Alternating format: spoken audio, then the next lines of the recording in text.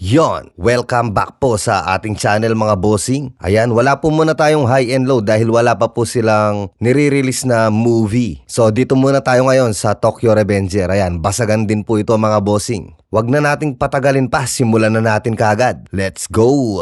Siya si Hanagaki Takemichi, 26 na taong gulang at virgin pa rin hanggang ngayon. Napanood nito sa telebisyon na namatay ang kanyang dating kasintahan na si Hinata Tachibana at ang kapatid nito na si Naoto Tachibana. Si Takemichi ay isang part-time worker. Habang nasa trabaho, muli nitong pinanood ang balita sa kanyang cellphone. Ayon sa balita, namatay ang magkapatid na Tachibana dahil sa isang aksidente. Nadamay ang dalawang ito sa naganap na laban ng Tokyo Manjigang at ng mga Yakuza. Subalit wala pa itong katiyakan kung ito ba ay isang aksidente o sinadya ang pagpatay. Tapos ay biglang dumating ang amo ni Takemichi at sinabi nito na, "Hindi ba't sinabi ko sa'yo na bawal ang cellphone habang nasa trabaho?" Tapos ay nilait-lait siya nito at pinagbintangan na nanonood ng porn. Tapos ay humingi ng pasensya si Takemichi. Sinabi ng amo nito na, "Yan lang naman ang alam mong gawin, ang humingi ng pasensya." Habang nasa istasyon ng tren, biglang may tumulak kay Takemichi.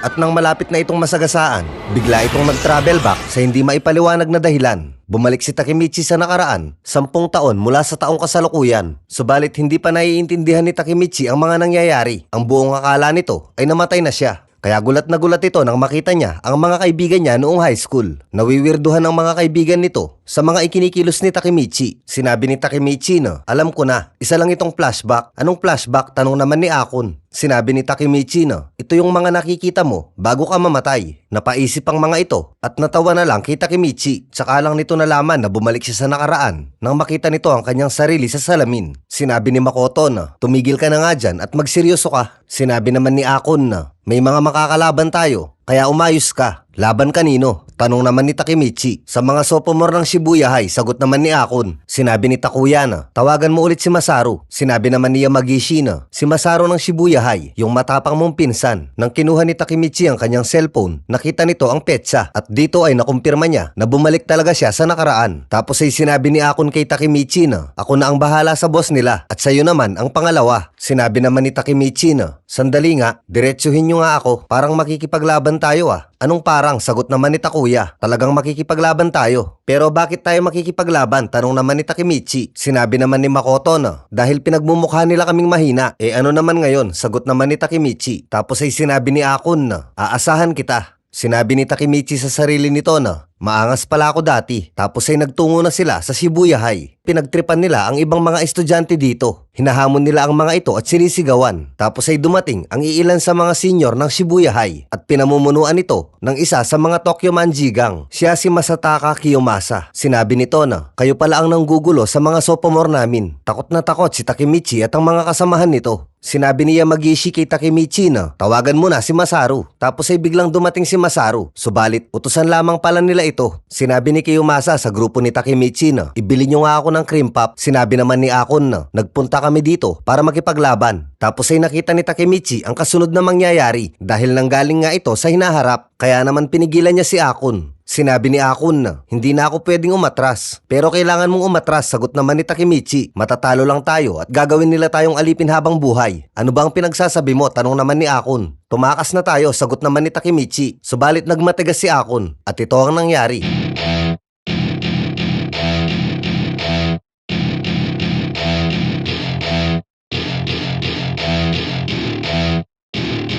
Welcome to my party, we're just getting started. A life is a dream or a nightmare scarring. At nangyari na nga ang mga sinabi ni Takemichi. Habang nangyayari ang lahat ng ito, sinasabi ni Takemichi na, "Sa hinaharap, dito nagsimula ang buhay ko na puro paghingi lamang ng pasensya ang kaya kong gawin." Nangyari ang lahat, kagaya din sa nangyari sa hinaharap. Sinabi ni Kiyomasa na, "Magmula ngayon, alipin na kayo ng Tokyo Manjigang." At pinarusahan sila ng husto ni Kiyomasa. Sinabi ni Akon na, "Pasensya ka na kung hindi natuloy ang date nyo ni Hinata." Tapos ay nagalit si Takemichi. Sinabi nito na, "Ang buong akala ko ay matatakasan ko na ang mga ganitong pangyayari. Subalit bakit nabubuhay ulit ako sa ganitong sitwasyon?" Tapos ay umalis na ito. Habang pauwi si Takemichi, sumisigaw ito at sinasabi nito na, "Alam kong walang kwenta ang buhay ko, subalit hindi pwedeng sa ganito na lang matatapos ang lahat." Tapos ay bigla nitong naalala si Hinata kaya pinuntahan niya ito. Nang makarating ito, Nagdalawang isip si Takemichi kaya hindi na ito kumatok at umalis na lang ito. Subalit, kadarating lang din pala ni Hinata at sinabi nito na palagi ka na lang sumusulpot sa kung saan. Nang makalapit si Hinata, tinanong nito si Takemichi kung nakipag-away na naman ito. Dahil nakita nito ang mga pasa ni Takemichi at sinabi nito na sandali lang at gagamutin kita. Habang ginagamot niya ito, sinabi ni Hinata na bakit ba lagi ka na lang nakikipag-away? Hindi ka ba nagsasawa? Matapos siyang gamutin ni Hinata, sinabi ni Takemichi na ikinagagala kong makita kita. Ano ba ang pinagsasabi mo? Sagot naman ni Hinata. Nagkita lang tayo ng isang araw, nagkita tayo kahapon, at nagkita tayo ngayon, at magkikita din tayo bukas. Sinabi ni Takemichi na, sa totoo lang, mamamatay ako 10 taon magmula ngayon. Ang nangyayari ngayon ay isa lamang flashback. Naniniwala si Takemichi na ang lahat ng ito ay isa lamang flashback. Sinabi naman ni Hinata na, hindi ka mamamatay. Bakit naman? Tanong naman ni Takemichi. Dahil malakas ka, sagot naman ni Hinata. Dagdag pa nito, okay sige. Sabihin na nating mamamatay ka 10 taon magmula ngayon. Magpakalalaki ka at manatili ka sa akin sa loob ng 10 taon. Sinabi ni Takemichi na, bakit ako ang napili mo makasama? Hindi ito sinagot ni Hinata at sinabi nito na, uuwi na ako at magkita na lang tayo bukas. Tapos ay umalis na ito. Habang nagpapahinga si Takemichi, nakita nito ang kapatid ni Hinata na si Naoto Tachibana at pinagtitripan nito ng 3 kalalakihan. At hinihingan nila ito ng pera. Tumayo si Takemichi at sinabi nito na, bakit pinagtitripan niyo ang bata? Sino ka? Tanong naman ng isang lalaki. Umalis na kayo, sagot naman ni Takemichi. Tapos ay tinawanan siya ng mga ito. Sinabi ni Takemichi na, wala ako sa tamang pag-iisip ngayon. Baka mapatay ko lang kayo. Tapos ay sinipa nito ang duyan. At Mongoloid. Nang magising si Takemichi, sinabi nito kay Naoto na, huwag mong ikukwento sa ate mo to ha. Dagdag pa nito, malaki ka na. Dapat ay matuto ka kung paano mo didepensahan ang sarili mo. Sinabi ni Naoto na, ayoko ng away. Tapos ay biglang naalala ni Takemichi ang nangyari sa hinaharap. Sinabi nito kay Naoto na, protektahan mo si Hinata. Dagdag pa nito, alam ko na hindi ito kapani-paniwala. Subalit makinig ka sa akin. Mamamatay ako 10 taon magmula ngayon at magta-time travel ako pabalik sa taong kasalukuyan. Alam ko na mahirap itong paniwalaan. Subalit ikaw at si Hinata ay mamamatay sa July 1, 2010 sa isang truck accident at may kinalaman dito ang isang gang na kung tawagin ay Tokyo Manji Gang. Kaya kailangan mong protektahan si Hinata. Sa kasamaang palad, nakita ko na lang ito sa isang balita kaya wala man lang akong nagawa. Tapos ay tumayo si Takemichi at sinabi nito na mahal ko ang ate mo kaya tandaan mo ito 10 taon magmula ngayon. Tapos ay nakipagkamay si Takemichi at nag-time travel ito pabalik sa taong kasalukuyan. Dito ay hindi pa alam ni Takemichi na sa tuwing makikipagkamay siya kay Naoto ay magta-time travel ito. Tapos ay nagising si Takemichi sa isang klinik sa istasyon ng tren. Sinabi nito sa gwardya na, buhay ako, nakaligtas ako. Oo, sagot naman ng gwardya. At ito naman ang detective na nagligtas sa'yo. Sinabi ni Naoto na, matagal din tayong hindi nagkita. Nagulat si Takemichi dahil buhay si Naoto. Sa panahong kasalukuyan, dapat ay patay na si Naoto. Subalit dahil nag-travel back si Takemichi, nagkaroon ng pagbabago sa taong kasalukuyan. Sinabi ni Takemichi na, anong taon na ba ngayon? July 2, 2020. Sagot naman ni Naoto. Habang naglalakad ang dalawa, sinabi ni Takemichi na, bakit buhay ka? Sinabi naman ni Naoto na, dahil alam ko na ang mangyayari. Dagdag pa nito, sa mundong alam mo ay patay na ako. Sa madaling salita, hindi na ito ang mundo kung saan namatay si Naoto dahil nagkaroon na ng pagbabago. Magmula nang mag-time travel si Takemichi, sa tuwing babalik ito sa taong kasalukuyan, ay palaging mayroong pagbabago. Subalit hanggang sa ngayon ay hindi pa rin ito masyadong maintindihan ni Takemichi. Sinabi ni Naoto na, noong July 2, 2010, nagpakita ka sa akin at sinabi mo ang mga mangyayari. Sinabi mo sa akin na ako at ang ate ko ay mamamatay pagkalipas ng 10 taon. Sinabi ni Takemichi na, hindi ba't flashback lang yon? Sinabi naman ni Naoto na, nag-time travel ka at dahil doon, kaya ako nakaligtas. At dahil nakaligtas ako, kaya nailigtas din kita. Hindi ba't dapat ay patay na ako kahapon? Oo, sagot naman ni Takemichi. Nakita ko ito sa isang balita. Sinabi naman ni Naoto na, at dahil sinabihan mo ako sa mangyayari, kaya ito ako ngayon at nakaligtas. Binago mo ang kapalaran ko. Naniwala ako sa iyo nung araw na yon, kaya sinikap kong maging detective para maprotektahan ko ang ate ko. Sinabi ni Takemichi na, ang ibig bang sabihin nito, buhay din ang ate mo? Namatay siya at hindi ko nabago yon, sagot naman ni Naoto. Tapos ay nagalit si Takemichi at sinabi nito na, paano ka nakaligtas? Sinabi ni Naoto na, binalaan ko siya ng maraming beses, subalit ayaw niyang maniwala sa akin. Hindi ko siya masisisi dahil wala siyang alam tungkol sa Toman. Dagdag pa nito, nakalimutan mo na ba ang sinabi mo na may kinalaman ng Toman sa pagkamatay ng ate ko? Sa kabilang banda naman, binubugbog ng isang lalaki ang kanyang tauhan. Siya si Kisaki Teta. Sinabi nito na, hindi mo man lang kayang pumatay ng isang talo ng tao. Wala man lang nagbago sa'yo sa loob ng 10 taon. Sa kabilang banda naman, ipinaliwanag ni Naoto kay Takemichi ang ang tungkol sa Toman. Noon, ang Toman ay isa lamang street gang. Subalit ngayon ay isa na silang makapangyarihang sindikato na kahit ang mga pulis ay hindi sila kayang pabagsakin. Tapos ay pinakita ni Naoto ang isang larawan sa kanyang laptop. Sino yan? Tanong naman ni Takemichi. Siya si Sano Manjiro. Sagot naman ni Naoto. O mas kilala bilang Mikey. Siya ang leader ng Tokyo Manji Gang o ang tinatawag nilang Toman. Ito naman si Kisaki Teta. Hindi magiging masama ang Tokyo Manji Gang kung hindi magkakakilala ang dalawang ito. Dagdag pa nito, kaya pinapunta kita dito para bumalik ka ulit sa nakaraan. Nababaliw ka na ba? Tanong naman ni Takemichi. Sinabi naman ni Naoto na kailangan lang nating mag-shake hands para makapag-time travel ka. Natatandaan mo pa ba yung shake hands natin 10 taon nang nakakalipas? Bigla ka na lang nawala sa harapan ko mismo. Subalit parang ayaw ni Takemichi. Sinabi ni Naoto na ang misyon mo ay bumalik ka sa high school days at kailangan mong mapigilan ang pagkikita ni Mikey at ni Kisaki. Magkikita sila sa July 2010. Tapos ay nagtangkang tumakas si Takemichi at sinabi nito na uuwi na ako. Tapos ay pinigilan siya ni Naoto. Sinabi ni Takemichi na hindi ko kayang gawin yun. Ano ba ang maaasahan mo sa isang talonang katulad ko? Sinabi ni Naoto na nagtiwala ako sa'yo 10 taon nang nakakalipas. Ngayon, ikaw naman ang magtiwala sa akin. At sa susunod na pagbalik mo, naniniwala ako na mabubuhay na ang ate ko. Kapag nagawa mo na ang misyon mo, makipag-shake hands ka sa akin at babalik ka sa taong kasalukuyan. Sinabi ni Takemichi na, sinasabi ko na sa'yo, sa palagay ko ay hindi ko magagawa yun. Hindi ang talon ng katulad ko. Sinabi ni Naoto na, kaya mong bumago ng kapalaran at naniniwala ako sa'yo. Tapos ay nakipagkamay na si Takemichi. Nang makabalik na si Takemichi sa nakaraan, nagulat ito at nakasalang siya sa isang gladiator match. Ito ay isang laban kung saan nagpupustahan ng mga nanonood. Sa Pilipinas, ang tawag dito ay sabong. Dito ay dalawang eskwelahan ng naglalaban, ang Shibuya High at ang Mizu High. Ang Mizu High ay ang eskwelahan nila Takemichi. Naalala ni Takemichi na pinapalaban sila ng pwersahan ni Kiyomasa. Ang susunod na lalaban sa Mizu High ay si Takuya. Sa Shibuya High naman ay si Kishino. Sinabi ni Akon na kailangan kong gawin to. Gawin ng ano? Tanong naman ni Takemichi. Tapos ay dahan-dahan itong lumapit papunta kay Kiyomasa. Tapos ay naalala ni Takemichi na magtatangka si Akon na patayin si Kiyomasa. Kaya naman kagad niya itong pinigilan. Nagtaka si Akon kung paano nalaman ni Takemichi ang balak nito at ang tungkol sa patalim. Sinabi ni Takemichi na bumalik ka na doon at ako na ang bahala dito. Tapos ay sumigaw si Takemichi at sinabi nito na itigil niyo ang laban na yan. Sinabi ni Kiyomasa na ano sa palagay mo ang ginagawa mo? Sinabi naman ni Takemichi na nakakaboring ang laban na to. Tapos ay hinamon nito si Kiyomasa. Ako ba ang kinakausap mo? Tanong naman ni Kiyomasa. Sinabi ni Takemichi na wala namang ibang pinunong lampa dito kung hindi ikaw. Nang magkaharap ang dalawa, sinabi ni Takemichi na kasama ka sa Tokyo Manji Gang, hindi ba? Dagdag pa nito, kapag nanalo ako, ipakilala mo ako kay Sano Manjiro. Tapos ay sinikmuraan siya ni Kiyomasa at sinabi nito na sino ka para banggitin ang pangalan niya. At ito ang nangyari. I feel like I'm losing my mind.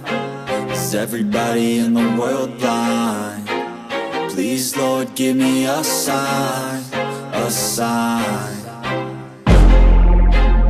I feel like I'm losing my mind. Nabugbog ng husto si Takemichi dahil wala naman talaga itong alam sa pakikipaglaban. Sinabi ni Kiyomasa na pwede ka nang sumuko at humingi ng kapatawaran. Tapos ay naalala ni Takemichi ang sinabi ni Hinata, magpakalalaki ka at manatili ka sa akin sa loob ng 10 taon. Bumangon si Takemichi at sinabi nito na ito ang unang pagkakataon sa buhay ko na hindi ako susuko. Is everybody in the world blind?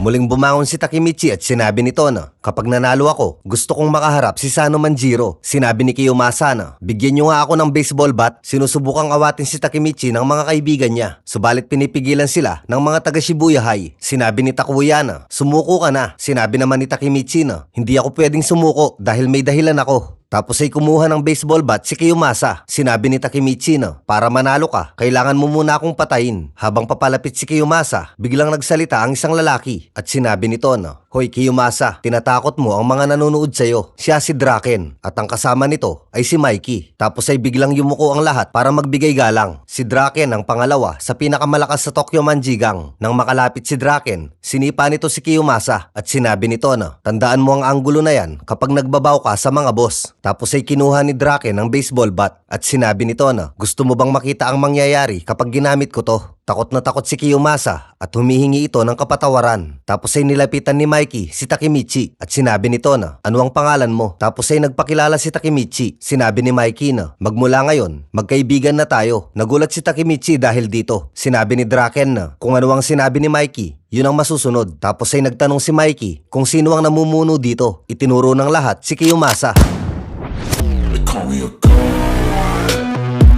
At ayun, tulog. Sinabi ni Mikey na ang gladiator match ay isa lamang katangahan. Tapos ay sinabi ni Draken na wag niyong ginagamit ang Tokyo Manjigang sa kahihiyan. Tapos ay umalis na ang mga ito. Habang pauwi ang magkakaibigan, masaya ang mga ito dahil magmula ngayon ay hindi na sila alipin ng Tokyo Manjigang. Tapos ay pinuntahan ni Takemichi si Hinata para manood ng festival at nasermonan siya nito. Sinabi nito na, bakit ba araw-araw ka na lang nakikipag-away? Sinubukang hawakan ni Takemichi ang kamay ni Hinata at sinabi nito sa sarili na, girlfriend ko naman siya. Tapos ay sinabi ni Hinata na, sana ay naging lalaki na lang ako. Bakit naman? Tanong naman ni Takemichi, para maprotektahan kita. Sinabi ni Takemichi na, hindi, ako ang puprotekta sa'yo. Nagulat si Hinata dahil dito. Sinabi ni Takemichi na, hindi ko kayang mabuhay kung wala ka, kaya puprotektahan kita. Habang nagsasalita si Takemichi, hinawakan nito ang kamay ni Hinata. Subalit, si Naoto pala ang naka-holding hands nito, kaya bigla itong nag-travel back nang wala sa oras. Nang makabalik si Takemichi sa taong kasalukuyan, napag-aralan na ni Naoto ang oras na nagagamit nila sa time travel. Sinabi ni Naoto na maaari kang mag-time travel sa parehong oras at sa parehong araw. Kung mananatili ka sa nakaraan ng isang linggo, ay isang linggo din ang lilipas pagbalik mo dito. At habang nasa time travel ka pabalik, ang katawan mo dito sa taong kasalukuyan ay natutulog. Sinabi ni Takemichi na, kung ganon, matatanggal ako sa aking trabaho. Ano naman, sagot naman ni Naoto, nakataya dito ang buhay ng ate ko. Tapos ay kinumusta nito ang misyon ni Takemichi. Sinabi ni Takemichi na, nagkakilala na kami ni Mikey. Sinabi ni Naoto na, masyado yatang mabilis yun. Sinabi naman ni Takemichi na, subalit hindi ko pa nakikita si Kisaki. Sinabi naman ni Naoto na, kalimutan mo na ang tungkol kay Kisaki. Sinabi naman ni Takemichi na, pero hindi sila pwedeng magkita ni Mikey, hindi ba? Tapos ay sinabi ni Naoto na, patayin mo na lang si Mikey. Dagdag pa nito, kung mamamatay si Mikey, hindi na sila magkikita ni Kisaki at mabubuhay na ang ate ko. Ganun lang kasimple yun. Subalit, parang hindi sang-ayon dito si Takemichi. Sinabi nito na, hindi ko kaya yon. Tapos ay nagalit si Naoto at sinabi nito na, gaano kalaking perwisyo ang ginawa nila dahil kay Mikey kaya namatay ang ate ko. Sa tingin mo ba ay may karapatan silang mabuhay? Nang makabalik si Takemichi sa nakaraan, problemado ito kung paano niya mapapatay si Mikey. Habang nag-iisip ito, may nagaganap palang kaguluhan sa eskwelahan nila at nagulat si Takemichi nang makita niya si Mikey. Nang lumingon kay Takemichi ang mga taga Mizuhai, sinabi ni Draken na, tumingin kayo sa likuran nyo at ito ang nangyari.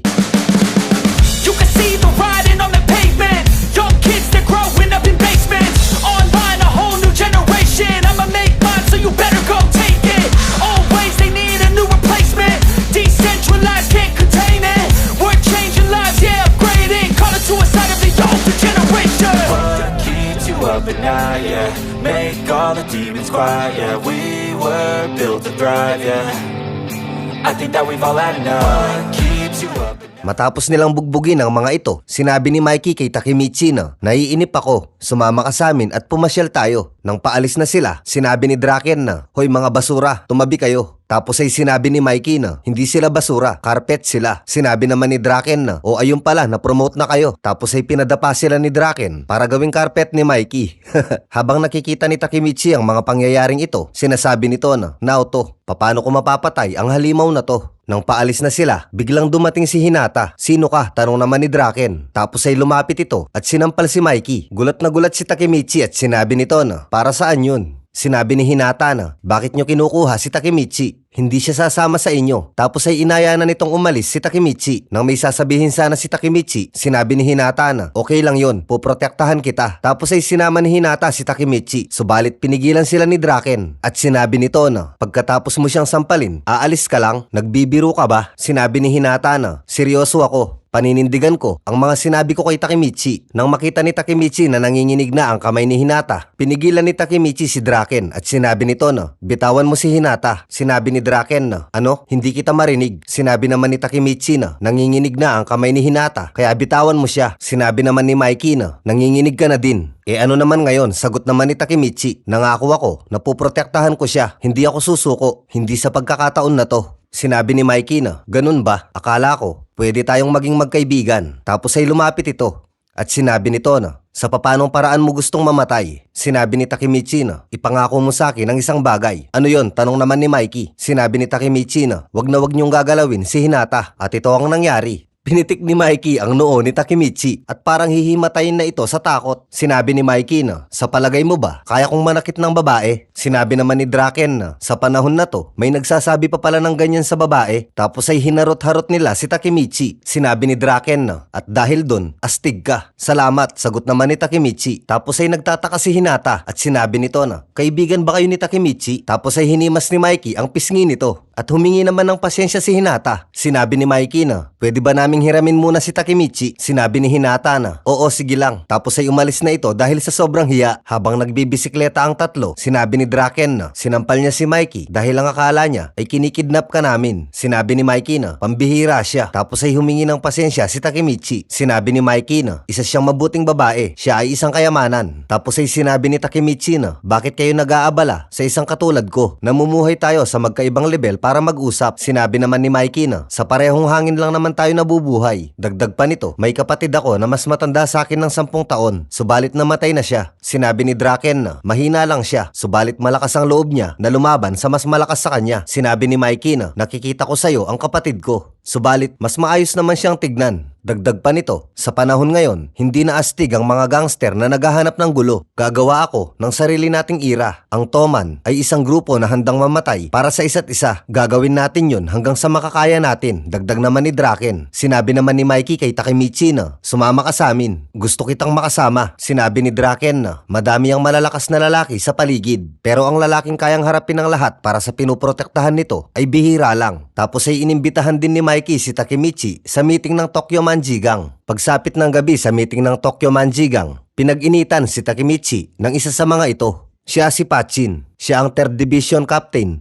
ng Tokyo Manjigang. Hindi niya kilala si Takemichi kaya ganito niya tratuhin. Inangasan siya ng mga miyembro ng Toman. At dito ay muli silang nagkita ni Kiyomasa. Sinabi ni Kiyomasa na ang nakalipas ay nakalipas na. Tapos ay nakipagkamay ito. Tapos ay hinigpitan ni Kiyomasa ang pagkakahawak nito sa kamay ni Takemichi. Kaya naman nasaktan ito. Sinabi ni Takemichi na, akala ko ba nakaraan na yon? Sinabi naman ni Kiyomasa na, nakaraan lang ang sinabi ko. Wala akong sinabi tungkol sa hinaharap. Tapos ay dumating na sina Mikey at Draken. Kaya naman mabilis niya itong binitawan. Yumuko ang lahat para magbigay respeto. Pagbaba ni Draken sa motorsiklo, sinigawan nito si Kiyomasa. Sinabi nito na, ang lakas naman ng loob mo na magpakita pa dito. Hubarin mo yung uniforme at umalis ka na dito. Tinanggal na siya ni Draken sa Toman. Tapos ay umalis ito nang may galit. Sinabi ni Draken na, simulan na natin ang meeting. Tapos ay tumahimik ang lahat. Sinabi ni Takemichi na, biglang nag-iba ang aura ng paligid. Sinabi ni Mikey na, kaya tayo nandito ngayon para pag-usapan ang tungkol sa Mobius. Ang Mobius ay isang biker gang sa lugar ng Shinjuku at nauna ito ng 2 henerasyon sa Tokyo Manjigang. Dagdag pa ni Mikey, ito ay isang malaking gang war. Sinabi ni Mitsuya na, marahil narinig na ng iba sa inyo ang tungkol sa nangyari sa kaibigan ni Pachin at sa nobya nito. Pinahirapan nila ito at ginahasa naman nila ang babae. Sinasaktan nila ang kahit na sino, mapababae man o lalaki. At yun ang hindi natin gawain. Si Mitsuya ang 2nd Division Captain ng Tokyo Manjigang. Sinabi ni Mikey kay Pachin na, ano ang gusto mong gawin natin? Sinabi ni Pachin na, masyadong malaki ang Mobius. Marami sa atin ang mapapahamak. Dagdag pa nito, ayokong magdulot ng gulo. Lumapit si Mikey at sinabi nito na, hindi yun ang tinatanong ko. Gusto mo bang lumaban o hindi? Sinabi ni Pachin na, gusto kong lumaban. Gusto ko silang patayin lahat. Sinabi ni Mikey na, mayroon ba ditong tumututol kung ipaghihiganti natin ang kaibigan ni Pachin? At meron ba ditong gustong makipag-ayos sa Mobius? Wala, hindi ba? Kaya wawasakin natin ang Mobius. Tapos ay nagsigawan silang lahat. Sinabi ni Mikey na magaganap ang laban sa July 13 sa Musashi Festival. Namangha si Takemichi at sinabi nito na ito na nga ang boss ng Toman. Tapos ay nagkita si Kisaki at si Kiyomasa sa hindi pa malamang dahilan.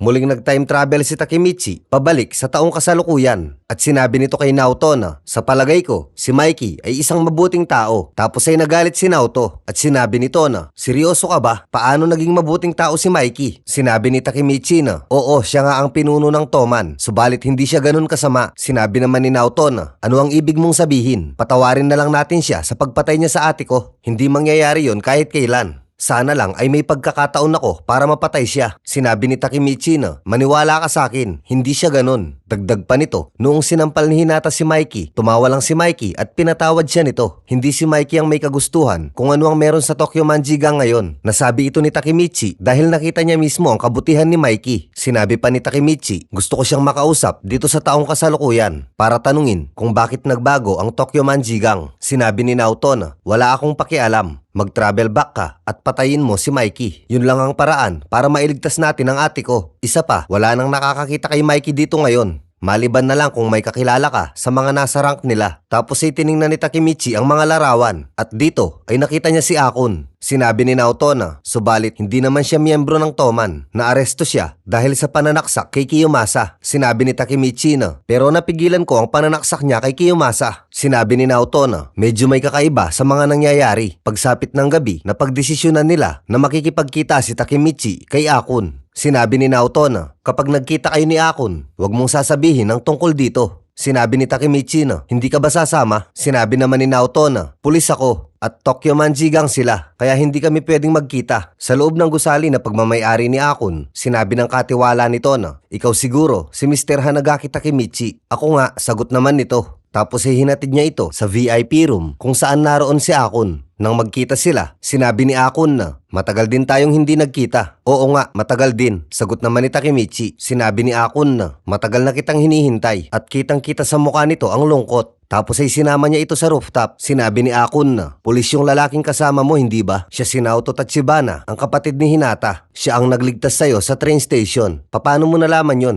Tanong naman ni Takemichi. Sinabi ni Akun na, dahil ako ang nagtulak sa'yo. Sinubukan kitang patayin nung araw na yon. Hindi totoo yan. Sagot naman ni Takemichi. Sinabi ni Akun na, yun ang totoo. Sinabi ni Takemichi na, tumigil ka. Hindi na nakakatuwa. Matalik kitang kaibigan. Kaya alam kong hindi mo magagawa sa akin yun. 10 taon na ang nakakalipas at walang nagbago doon. Sinabi ni Akun na, kahit ano pang sabihin mo, sinubukan pa rin kitang patayin. Alipin na ako ni Kisaki ngayon at natatakot ako sa kanya. Sinabi ni Takemichi na, paano umabot sa ganito? Hindi ganito ang Toman sa nakalipas na 10 taon. Sinabi ni Akun, magmula nang mamatay si Draken, nagbago na si Mikey. Nagulat si Takemichi nang malaman nito na namatay si Draken. Tapos ay sinabi ni Akun na, nakakapag-time travel ka hindi ba? Dagdag pa nito, yun lang ang paraan para maisaayos ang mga bagay na to. Hindi kita masyadong maintindihan, subalit alam kong sinusubukan mo. Ang tinutukoy ni Akun dito ay ang tungkol sa time travel. Noon pa man, hinahangaan na kita. Iyakin ka, pero hindi ka marunong sumuko. Dagdag pa nito, kung talagang nakakabalik ka sa nakaraan, maari bang iligtas mo kaming lahat? Ikaw ang iyakin naming tagapagligtas. Tapos ay nagpahulog ito mula sa rooftop. Kinabukasan, binisita ni Naoto si Takemichi. Sinabi ni Takemichi na, kukunan ba ako ng pahayag ng mga pulis? Hindi na kailangan, sagot naman ni Naoto. Ibinigay ko na ang mga impormasyon na kailangan nila. Sa ngayon, magpahinga ka na muna. So ayun mga bossing, hanggang dito lang muna ang ating part 1 ano, para kapag nakaka-copyright tayo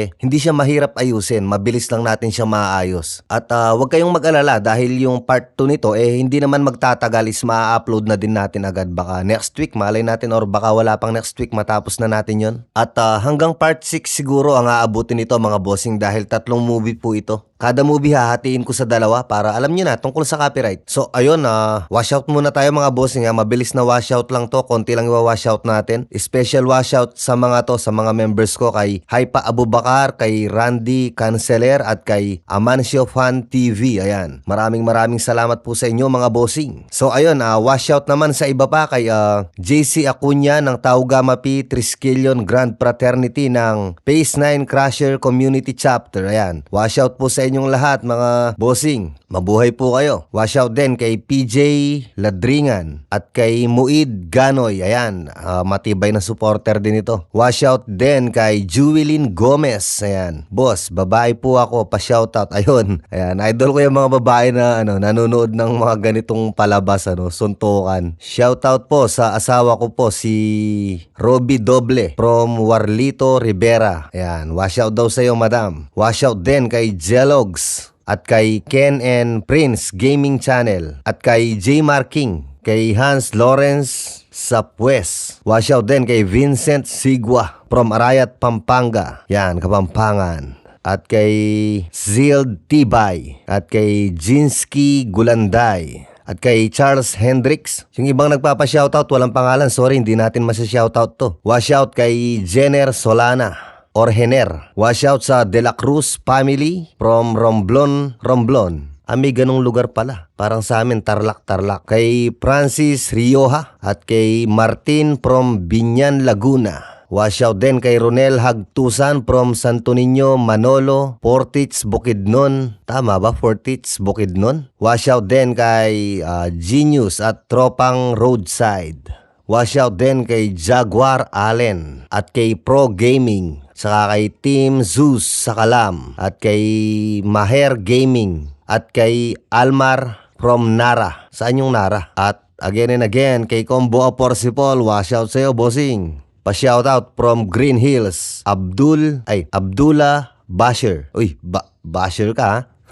Washout din from Bagong Silang, Caloocan City, Kirby Saragossa. At kay Jobert Serrero from Binangonan, Rizal. Washout din kay Flint Zeus Olbes from Davao. At pa-shoutout din daw po kay MJ, na si MJ. No kaya yun? Washout din kay AJ Lagundo Lato at kay John Hamed Tanggor. Yan, washout sa iyo, bossing. Again yung mga hindi na shoutout, ibig sabihin walang pangalan. So ayun, yun lang muna mga bossing. Okay na muna tayo dyan. Meron pa naman tayong mga kasunod na video. Ayan, pa-shoutout lang kayo ng pa-shoutout at maaabutan din yan. Relax nyo lang mga backlog nyo. Make sure lang na may pangalan kayo para sigurado. Para kapag nabasa ko, ma-washout ko na. Ito po yung tip.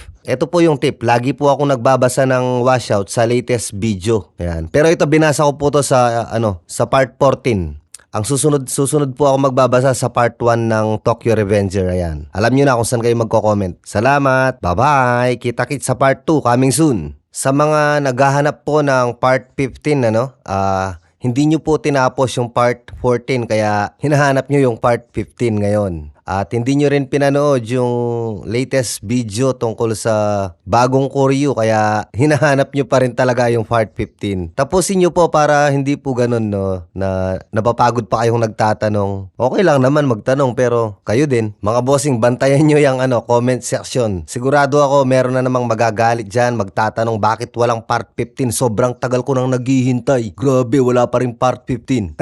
Hindi kasi nila tinatapos yung mga video natin kaya ayun, wala silang alam.